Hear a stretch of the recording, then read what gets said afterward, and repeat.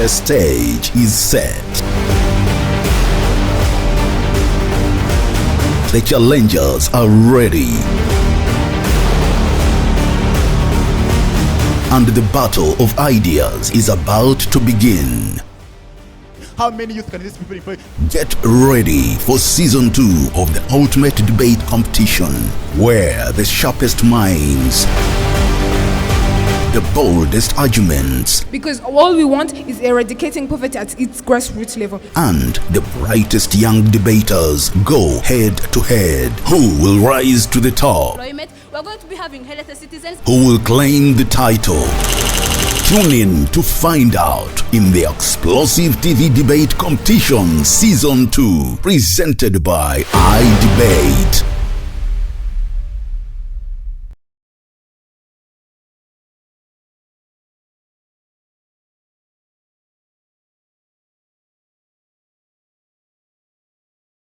This is the TV Debate Championship Season 2. And as always, we bring you the top debaters battling it out on the national stage. Today is not going to be any different. In the house today, we have two incredible debate teams. On side proposition in today's debate, we have Stella Matutina. A round of applause for Stella Matutina as they approach their seats.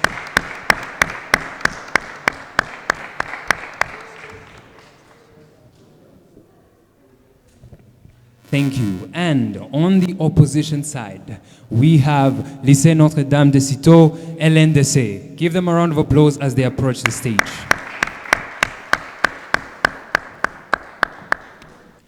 All right, thank you. Now, as is custom, I'm going to hand over the mic to the judges to officially open up the debate for today. Thank you. Hello, ladies and gentlemen. Welcome back to iDebate TV Champions Season 2. Today we are going to quarterfinals, where we have two teams. On the proposition, Stella Matutina, and on the opposition, we have lycée Notre Dame de Citeau. My name is Ali Hamis Rugoimera. I'm the chair of today's panel of judges. I'm with my colleagues. Hello, everybody. I'll be one of the judges in this debate today, and I'm by the names of King. Hello once again. I'll also be judging this debate, and my name is Praise.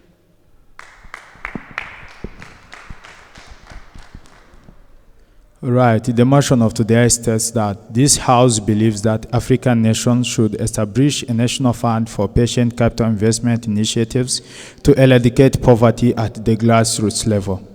Without further ado, we can have now the first speaker proposition.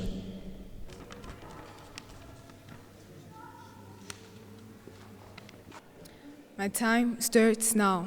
Greetings, I'm Casey Karel. Ladies and gentlemen, today we stand at a pivotal moment where national funds hold the key to unlocking a brighter future for all. Through strategic investments in education, healthcare, and infrastructure, we actually have an open opportunity to pave a path from poverty to prosperity for every individual in our society. I stand here proposing a motion that states that this House believes that African nations should establish a national fund for patient capital investment initiatives to eradicate poverty at the grassroots level. I'll start by identifying the key terms in our motion. A national fund means a body appointed by the applicant country and placed under a responsibility of the national authorizing officer bearing the full financial liability for the funds, which acts as a competent authority. Patient capital initiatives is a term used to describe long-term investment in the form of debt or equity where sustainable growth is prioritized alongside financial returns. And patient capital investments can include they tackle education, healthcare, infrastructure, and everything. And how do we define our African nations? African nations are countries that originates from Africa. And for this motion, we are going with countries that have the least corruption, with countries that have a good governance, with countries that have a good political system. First, why are we advocating for the national fund? First of all, This is how our model looks like. In this context, establishing a national fund for capital investment initiatives would involve creating a fund at the national level to support long-term investments aimed at eradicating poverty and promoting economic development in African countries. Why a national fund? Because this national fund differs from other financial supports because it is created by the government to address a particular national objective or priorities. Because first, it is backed by legislation. Two, it has a dedicated structure for managing funds and focuses on long-term strategic investment. So I assume that the opposition is going to come and tell us what is the eligibility criteria. How do you ensure we do not have embezzlement, corruption, all these things that they could come up with.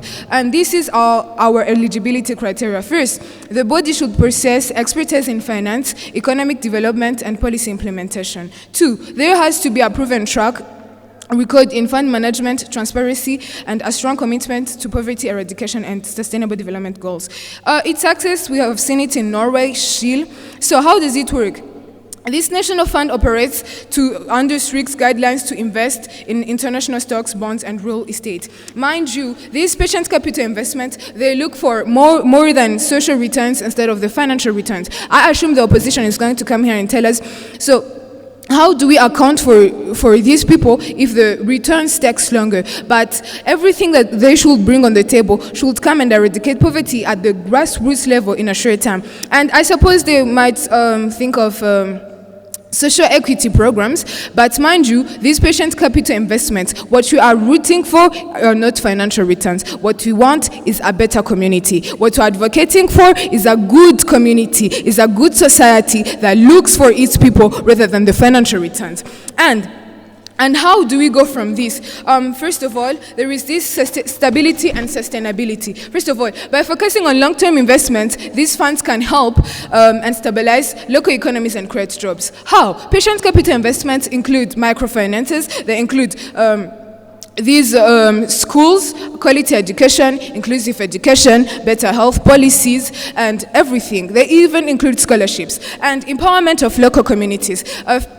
In those countries that I say that we are focusing on, first there is Rwanda, there is South Africa, there is Ghana, there is Mali, there is Liberia, all the countries that we know that they have a good political system or a good governance. I know the opposition might think, why those African nations? Because there is where we have political stability, there is where we have least corruption, and then there is where we have infrastructure. Because at the end of the day, we recognize that patient capital investments cannot work in countries like Burundi, Congo, or Zimbabwe, or those countries that have a bad economic system and political system. And those are why we are pondering this motion on good countries, on African nations, that these least countries can overlook on those countries. So what is the proposed structure for national funds? First of all, there is government oversight, which is what I already talked about.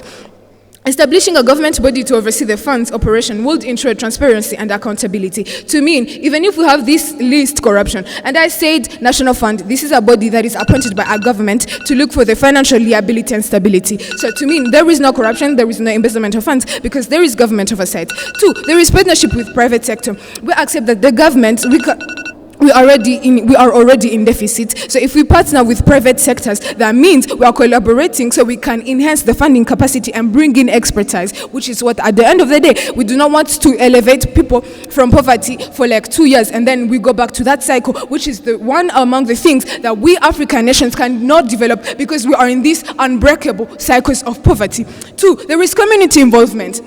How do we elevate everyone? That is by community involvement. Engaging local communities in decision-making processes ensures that investments meet their needs, which we talk about. What is poverty? Poverty is a state where we cannot afford one's basic needs. So what are our potential areas of investment? Because we need to eradicate this poverty at its grassroots level, which is in the rural places, which may be in the urban places. So our potential, there is first agriculture. Investing in sustainable farming practices can improve food security and create jobs. The backbone of the African economy is agriculture. So if we invest in sustainable farming practices, can improve food security and create jobs. Mind you, dear judges, which are advocating for patient investment initiatives, they are looking for the the improvement of these people's lives. So, first of all, there is improved food security, there is everything, there is education. Funding educational programs can increase literacy rates and skill development among the youth. So there is healthcare, improving access to healthcare enhances overall community well-being. Yeah, I rest my case. Thank you. Thank you very much. You can now have the first speaker from the opposition.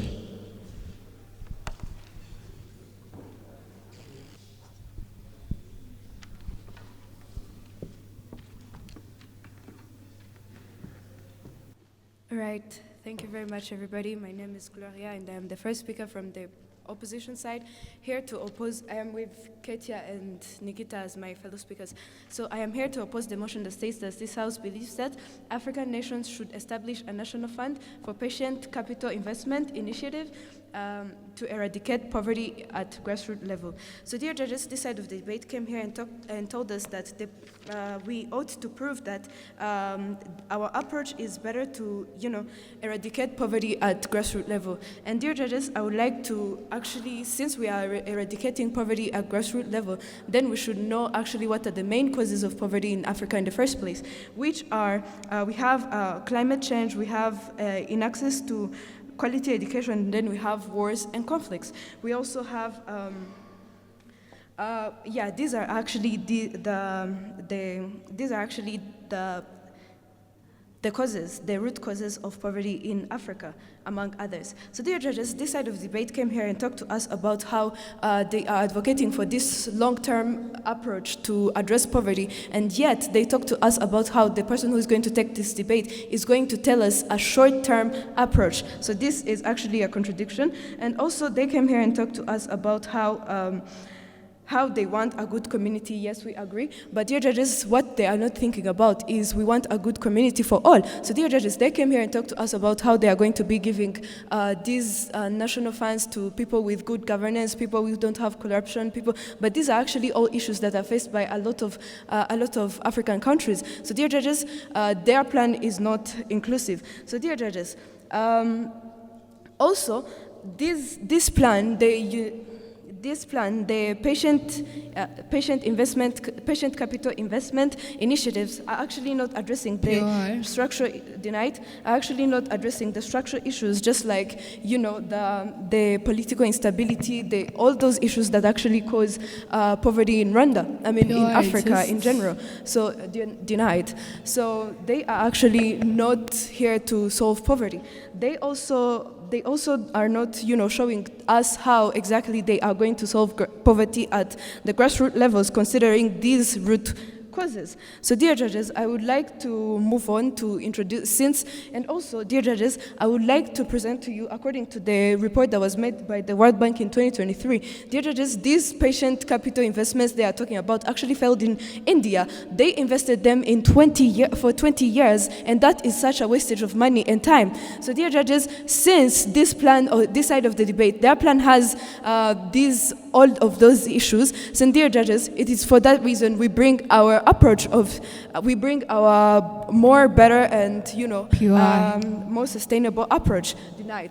So our plan is a plan. It is called community-based programs. Instead of instead of investing in these patient capital investments initiatives, then we bring another initiative, which is community-based programs. So dear judges, these community-based programs are actually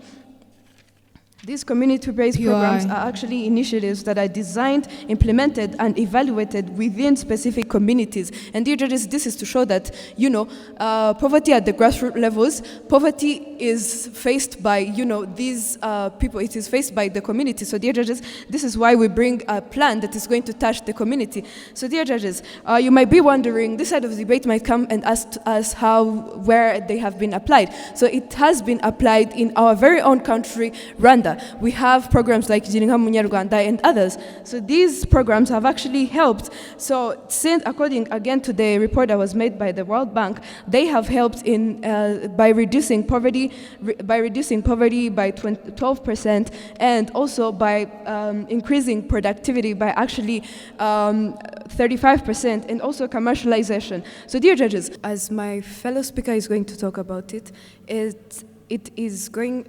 These are the benefits of using these community-based programs. We have the empowerment of communities and inclusiveness and other importances that she is going to talk about. And unlike this side of the debate that is actually coming here and talking about poverty, how it is an issue, and yet they first are not going to eradicate it from grassroots level, which are the communities, and also not going to include everyone in this approach. Thank you very much. I rest my case.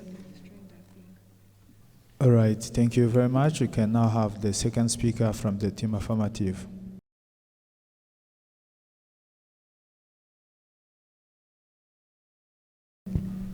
Thank you. My time starts now. What does Ndumunyarwanda root for? Social returns or financial returns? This is a question that the opposition has to answer. It is a social, then it is a great patient capital, and if it's financial, then it's not eradicating poverty, because this is not something that changes overnight. A community-based approach seeks social returns, so in the long run, it is more of a debt than equity. I will go ahead with my speech. So, what the first speaker came here and talked about, I stand before you today to reiterate and strengthen the compelling argument for the establishment of national funds for patient capital investment in African nations. This initiative represents a crucial step toward addressing the persistent issue of poverty. The grassroots level, as we heard, poverty is a complex, multi-faced problem. So what is this patient capital investments rooting for? We are trying to find different ways to eradicate this poverty. Where the first speaker came here and talked about how the leading cause of poverty is climate change and other problems, that we are looking at it as people who are under the poverty line. These people who are under the poverty line lack basic needs. So what are we coming here with? We are actually coming here with investments that do not focus on financial returns, but more of the development of the people. So how is this good? So we can, what type of funds are we talking about? Small-scale enterprises. Investing in local business can create job boosts, economy and activity empowerment. Agriculture development.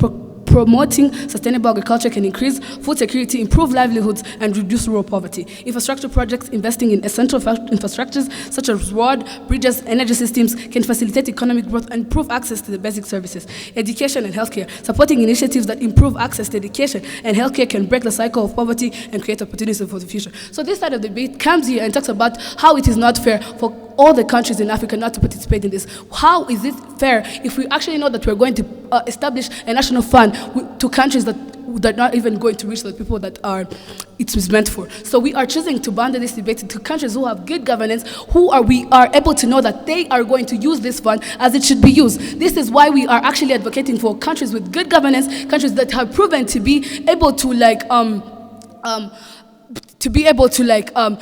get themselves somewhere, because when we give these funds to e.g. Burundi, Zimbabwe, and other countries that have proven to be untrustworthy, we all know that these funds are not going to reach the people who it is meant for. So this is why we are actually wanting this debate to be bundled to countries that can actually make sure that this fund is going to be used what it's used for. So this side of the debate also talks about and how they're going to invest in a community-based approach. So I feel like they're talking about how this is also our patient capital investment funds is going to last for a long time. So this is what I think. They actually got it wrong. So in these patient capital investments, we are actually advocating for tradition aid. So this is our pain relievers for the time that is going to take for the people who are actually investing in this. So what are we talking about here? We're talking about this is good in the short term. This is also good in the long run. So what am I talking about here? I'm talking about a plan that is actually going to sustain the owners of the plan that is actually going to work for the people, a plan that is actually going to cater to the people who it is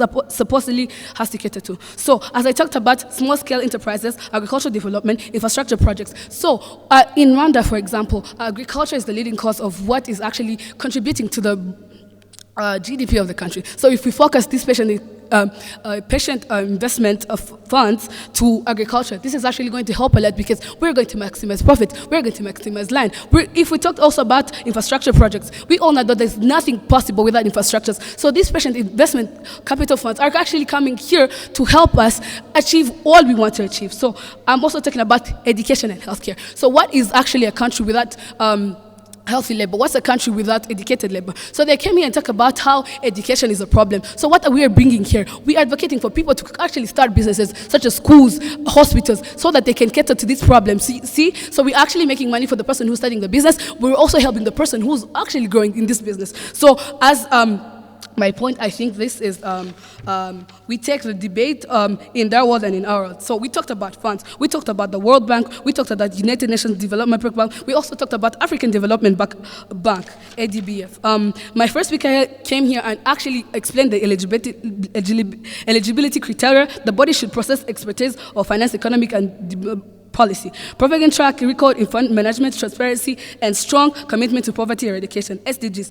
It is a success in Norway, Chile, so how does it not work here? This is a national fund, operates under strict guidelines to invest in international stocks, bonds, and real estate. So in their world or in our world, I think we take the debate because we are able to prove how their part of the problem is also going to be part of the patient capital investment funds. Thank you. Right to my side. Thank you very much. We can now have the second speaker from the negative.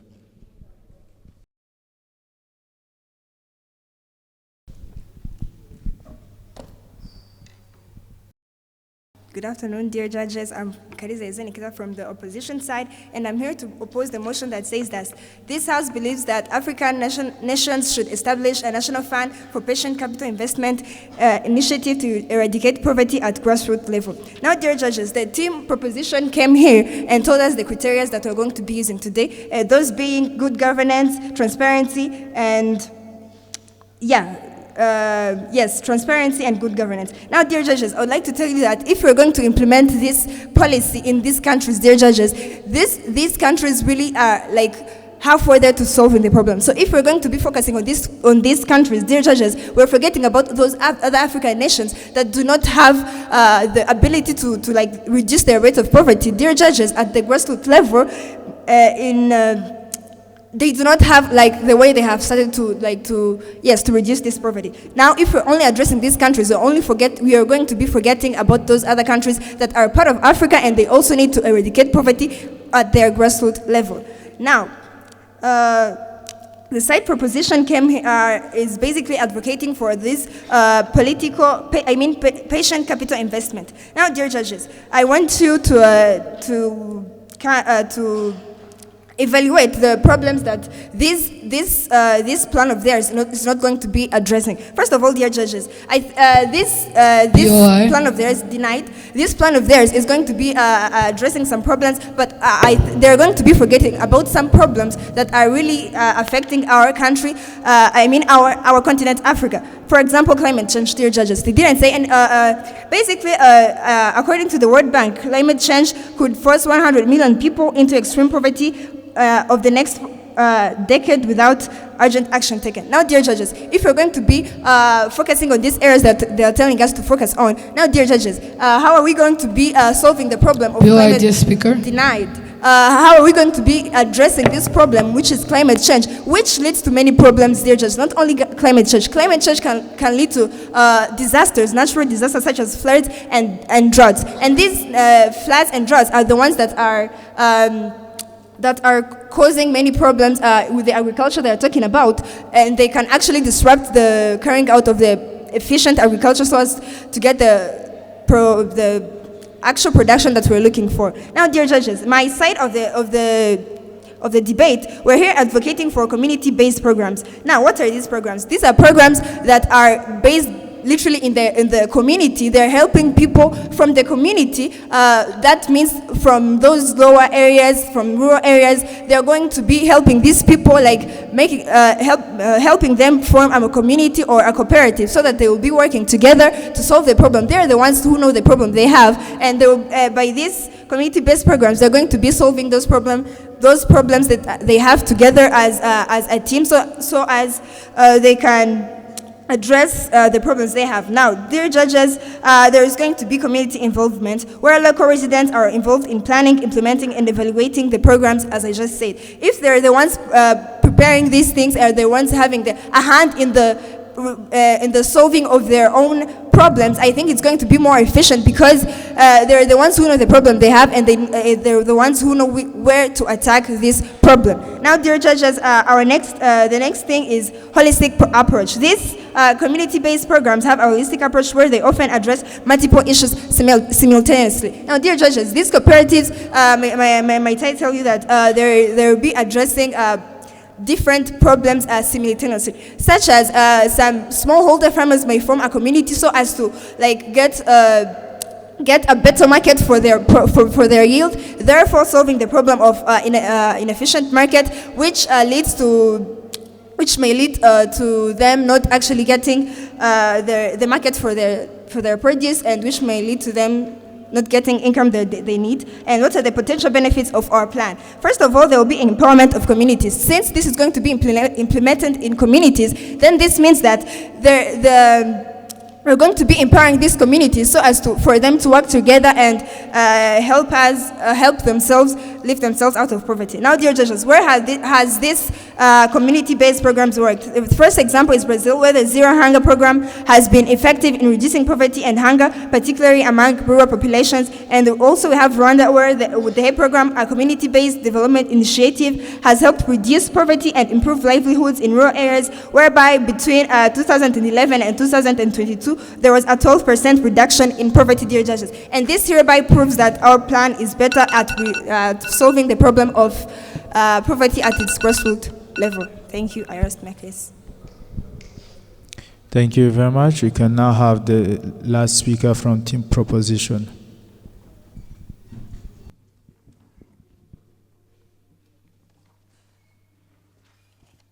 Time starts now. I'll first start by refuting what the precurrent speaker came here and said. Now, panel, I would like you to, if we take this debate, because even if it was in their best case scenario, community-based approach wouldn't work in those countries that do not have accountability. So, in our world, we talk about job creation, community, local empowerment, education, and healthcare. So, they come and attack our boundaries, and we bounded on these nations because we highlighted our whys, which are the accountability, a good political system, least corruption. So the point of clash, they come and talk about climate change. But I would like them to come and tell me what are the causes of climate change. The causes of climate change include bad farming practices, which we brought in our cases that we are investing in agriculture, in sustainable farming practices, so we can improve food security and create jobs. So I think even if it was in their best case scenario, a community-based approach does not work without money. We talked about how the World Bank, the United Nations Development Program, the African Development Bank will come and fund our patient capital investments. Because at the end of the day, I don't think that community-based approach can work without money. And these are what patient capital investment are doing, because in the world they talk about community-based approach. Those community-based approach, they talk about cooperatives. They talk about, they talk about cooperatives. That is what I heard. And these cooperatives actually need money to run. And they talk on the problem of climate change. I would like, in the resolutions that we are rooting for, there is sustainable agriculture, there is improved education, and do they realize that patient capital investments have a relatively short-term social return than the financial returns, which they bring the community-based approach, saying that in our world there is a relatively longer time to achieve the social returns, which is, in our case, we are having a short time in achieving the social returns, but a longer time in achieving financial returns, because all we want is eradicating poverty at its grassroots level. And we talked about the causes, the root causes of poverty in Africa, which is corruption, which is bad governance, which is political instability, which is why we were talking about these nations, which is why we bounded our scenario or our model on these countries that are developed. I think we take the debate because we were able to prove to you how this will create jobs, how this will empower the local community, because there will be sustainable agriculture, more jobs, more industrialization, we talk about inclusive education, quality education, which they say in the community-based approach, what we are dealing with is people who are incapable, is people who do not have a skill set. That is why we are bringing in the quality education. And we say a healthy nation is a wealthy nation. Why is it wealthy nation? Because if we have a better improved healthcare system, that means we have everything we need. And I would like to know, to let them know, national funds, PANU, the national funds are change makers. They are superheroes. They are swooping in to rescue the communities from the clutches of poverty, clutches that we have been dealing with for centuries and centuries. And this is by investing in education, healthcare, and small businesses, because these funds become the champion of the change. They create jobs, they boost local economies, and then at the end of the day, they give people the tools they need to thrive. Because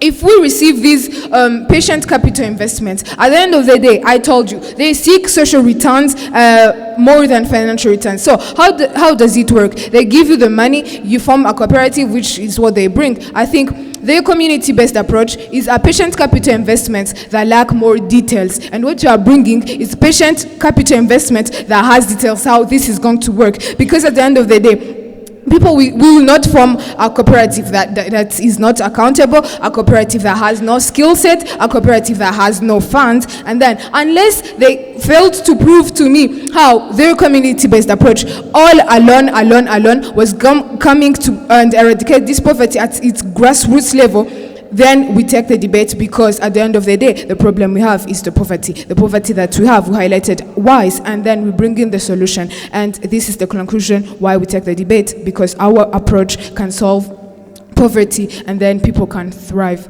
Thank you. With that, I rest my case. Thank you. You can now have the last speaker from Team Opposition.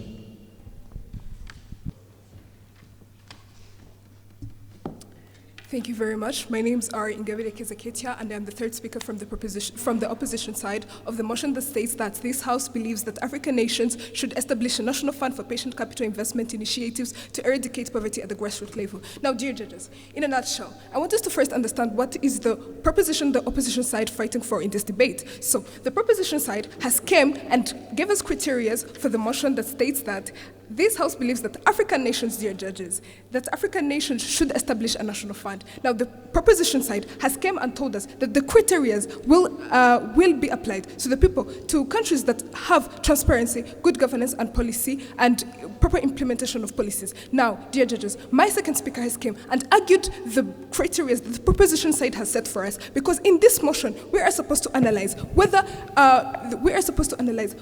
African nations will solve the problem of poverty at the grassroots level with this issue. But dear judges, these exact people have limited this debate to countries where it is not really needed the most. Now, dear judges, had the proposition side denied, had the proposition side came and actually showed us the real reasons why we should prioritize those countries rather than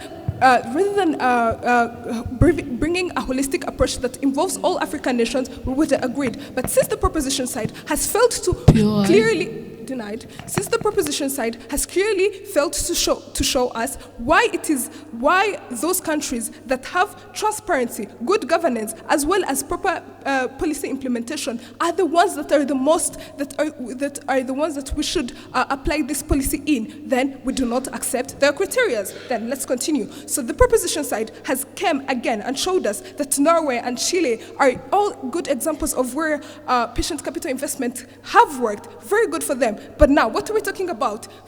Again, I want us to remember the motion of the day. The motion of the day states that this House believes that African nations, dear judges, I want us to remember the fact that we're talking about African nations. African nations have different systematic problems, have very systematic governments. African nations have different challenges, denied, have different challenges, different from Norway and Chile. So since these countries do not have the same problems as we do, since they do not have the same problems as the ones that Central Africa has, as the ones that Burundi has, as the one that Rwanda has, or South Africa, then we do not also accept that. Since the proposition side has clearly failed to show us how the solution that they're bringing is actually something that can be contextualized, denied, and applied systematically and effectively in Africa and it produces a good return, then again, they do not take this debate. Let's continue. So the proposition side has failed to address the real challenges that my first speaker has addressed, the real challenges that are actually in the African nation. Now, what has she said? My proposition side, Pure idea speaker. Denied. Now, since my first speaker has addressed challenges that the proposition side has not addressed, then we'll continue into it and show you and compare both worlds. So, our plan, in our end of the world, we are bringing a plan that brings homegrown solutions to the issue of poverty eradication. The proposition side has brought a plan that is solving the issue, but from an up-down solution. Now, with a country, with nations like ours that have severely been impacted by corruption and other problems, why do we actually believe that the proposition's case is one that stands in the case of African nations? Our plan touches all fields, since the exact people that are facing the problems that we're working with are the ones that are solving the problems themselves. The proposition side has brought again an up-down approach, which is really not the thing that we're looking for. They have brought patient capital investments, which are funds that are actually coming from the government and other fields, but yet they do not really understand the core problems of the things. Now, on our side of the world, we have brought a solution that brings people who understand the issue, who have seen the issue, who live the issue, and they are the ones who we're investing in. They are the ones who are bringing the solutions. Now, dear judges, would you actually prefer somebody who has never just reads in documents a problem that you see every day, or somebody that has actually seen the problem? Now, dear judges, that is what we're talking about. Since the opposition side has clearly came and showed to you how our side of the world is actually the one bringing proper solutions that are clearly solving the issue of poverty at the grassroots level, we take this round. Thank you very much. All right, thank you very much for the 6 alternating speeches. You now have 2 minutes for preparing your reply speeches and 2 minutes for delivering it. And the reply speech starts with the opposition.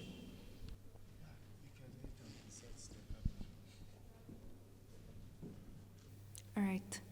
So, hello again. I am here to deliver the reply speech. So, dear judges, this side of the debate came here and presented to us a plan, but they did not actually prove to us the sustainability in their plan. They came here and talked and set criteria, and we told them that their criteria, they set criteria that are actually very inapplicable because these are actually not the most affected issues. And they came here and talked to us about how their plan brings a short-term and long-term approach to, solution, but then they did not actually prove to us how this plan of theirs is actually addressing these short-term ways of, solving poverty. They came here and they presented to us a plan that does not actually, address poverty from its grassroots. While we came here and talked to us,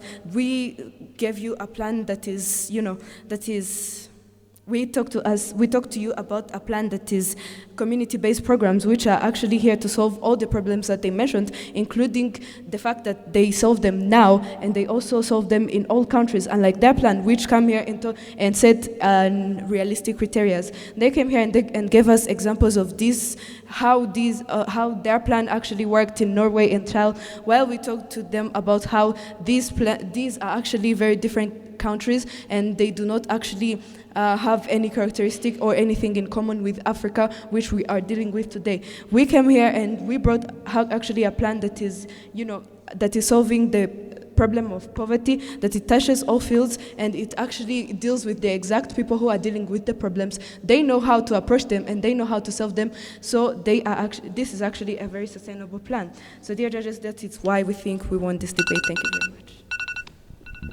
Thank you very much. We can now have the reply speaker from Team Proposition. My time starts now. We set the grounds and clearly explained why the best of these countries, because at the end of the day, people who are in the bad causes, and when they realize that these other countries that have good governances have developed, they're also going to try to adapt to that criteria so that we can also help establish the national fund. So they failed to show us how their plan that they did not bring funds for their cooperatives, where their funds coming from. They denied all our POIs, which was supposed to refute the Norway and Chile, because at the end of the day, we're going to learn from something good and not something bad. They also came here, we showed how in the best case scenario, we still win with their common best approach is a patient capital investment initiative. They could not show us how clearly cooperatives would work without funds. Climate change was the best point at the opposition, but we still solved it for them because we talked about agriculture, advanced agriculture and literacy, because they also came and talked about how education was also was the leading cause in poverty. So we actually solved their problems in their world, and we also came and solved the problems in our world. So they also talked about how climate change was the problem, and they, in their plan that did not have funds, that did not have criteria, they did not show us how their cooperatives was catering to this climate change. They did not show us that these cooperatives are catering to education, as they talked about. And we showed you clearly how our plan, the patient investment funds, are actually catering to education, are catering to climate change, are also catering to the people at large. So thank you. I urge you to come to our side, because we take the debate in their world and we also take the debate in our world. Thank you.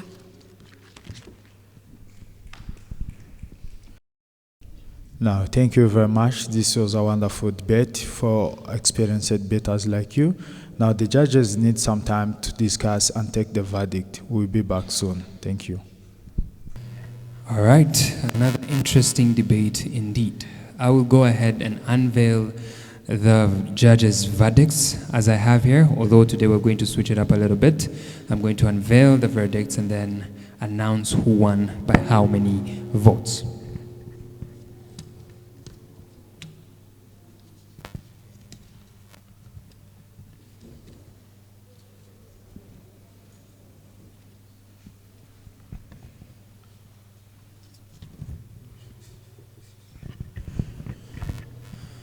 Now, after unveiling the judges' verdicts on pieces of paper, today's debate on a vote of 3-0 goes to. Today's debate goes to Team Proposition. A round of applause for Team Proposition. All right, as usual, I will hand over back to the judges to explain the reasons behind their verdict. Thank you. All right, so today's debate goes to Team Proposition, basically due to the following reasons. The first of all, let me restate the motion again. The motion says that this House believes that African nations should establish a national fund for patient capital investment initiatives to eradicate poverty at the grassroots. So the main clashes of this debate were, first of all, the grounds.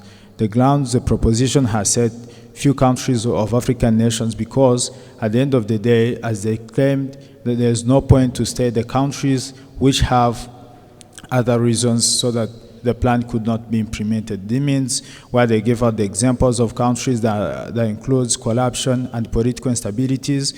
Therefore, that's why they choose to have the criteria for countries like Rwanda, Ghana, South Africa, and Mali, which now has political stability and good governance, which could help the plan to be implemented. So that's the win on the grounds. Now, the team affirmative and negative agreed on the causes of poverty, where we have education, healthcare, infrastructure development, and sustainable agriculture. The team negative has the counter plan of having the community-based programs, which the team affirmative clearly showed how it is also included in patient capital investments as they look at to also empower the communities. Now, the next thing that the team negative kept claiming was the climate change, which the team affirmative clearly showed how through sustainable agricultural practices, it is going to solve now the issue of climate changes, which is no longer an action.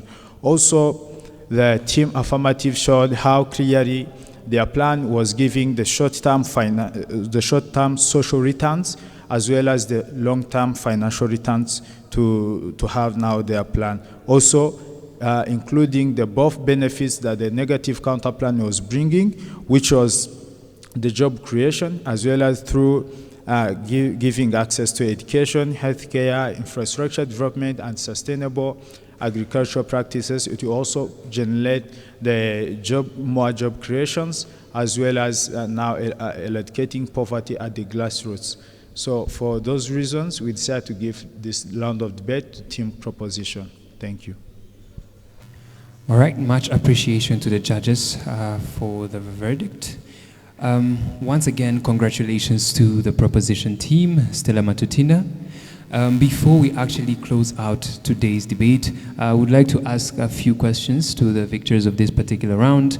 The first question is, how do you feel about this particular win? And second question is, we have noticed that you are a team of two. Was that a motivation or a challenge during your preparations? Thank you, Akidu. First of all, we are very, very happy, even if our faces can't show that, but we are very grateful to God who helped us through. And on the second question, yeah, it was our motivation because, like a team, 2 minds can't beat 3 minds, but we did, yeah. All right. Well, there you have it, an incredible victory from the team proposition, which is Stella Matutina. As always, we are closing out this debate, but we will be back for another debate. Thank you. Have a nice time.